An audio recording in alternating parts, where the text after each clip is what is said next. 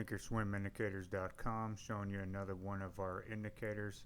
This is the Bollinger Bands auto indicator, and what it's showing right now is we have three time frames: the current time frame and two time frames above it, and it's showing the Bollinger Band expansion. So if you look at the cyan and the red line, this is showing the Bollinger Band expansion for the current 30-minute time frame that we're on right now. So the Bollinger Band is expanding. You're getting an expansion on the bottom and the top, and then the top one, when it goes from cyan to red, it means the top Bollinger Band is no longer expanding up. It's starting to come down. You're starting to lose momentum from the Bollinger Bands here. Here you have both cyan again, so you get a real strong expansion to the downside, and that's showing the big dramatic drop in price here. And then it goes from cyan to red on the top expansion, and that's when momentum is actually slowing down, and you can see from the price it's pretty much going sideways here. And the end of the run will be this candle here when it goes from cyan to red. So you can kind of tell how we've color coded our Bollinger Bands is we're trying to indicate the strongest part, the strongest aspect of the Bollinger Band.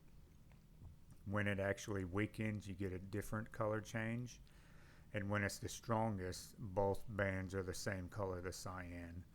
And then as it weakens down here, you're having sideways action, and then now you have both of them are red now. There's no cyan, there's no expansions.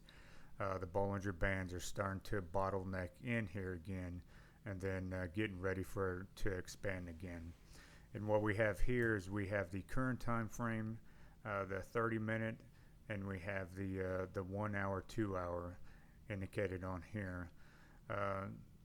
We started with three of them at once, and you're able to go in and take some of them off, or you could leave them on there if you want to. And this is just showing the expansions for the higher time frame. So if we actually backed out of here and got a bigger view of what's going on, that's when all these others will make sense. So this is the next time frame up, the magenta yellow. So you could tell overall for the day, you're getting a big expansion to the downside, which on the bottom band doesn't end till here. In the top band, you're getting a little weakness here going on with this sideways action, and it completely ends aftermarket here. And that's when you could tell for the total expansion for the day pretty much ends at the end of the day. So you have a down trending stock for the entire day if you're looking at the 1 hour. That's why we put all three here, so you're able to see the current time frame, and you're able to see the two time frames above it. And whenever you change from 30-minute to 1 hour, everything automatically updates. You don't have to change anything in any other setting.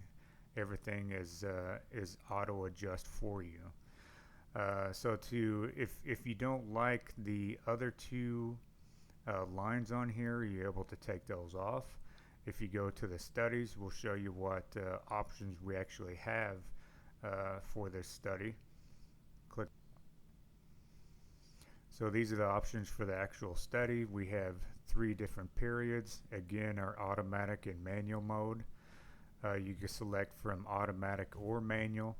So if you want to select your own time frame, you can, or you could just leave it on automatic. So anytime you do switch time frames, the other two and the current one you're on are automatically adjusted. And if you want to, so this is talking about the aggregation 1.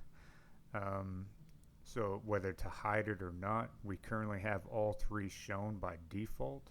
If you want to go through and hide them all, or just show one and not the others, you're able to do that. This is the midline for the Bollinger Bands themselves. So by default, the Bollinger Bands come with the upper band, the bottom band, and the midline. So by default, we hide all the midlines, but you're able to put that back on there if you want.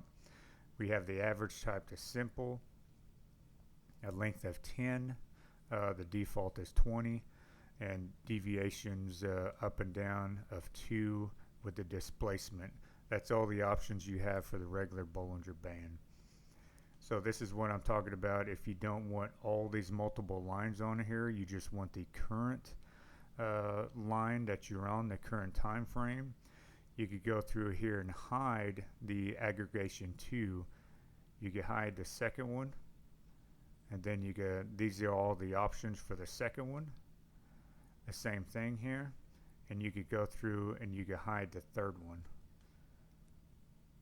So hide aggregation 3. If I hide that and click OK and apply, now I'm just going to have the current time frame that I'm on right there.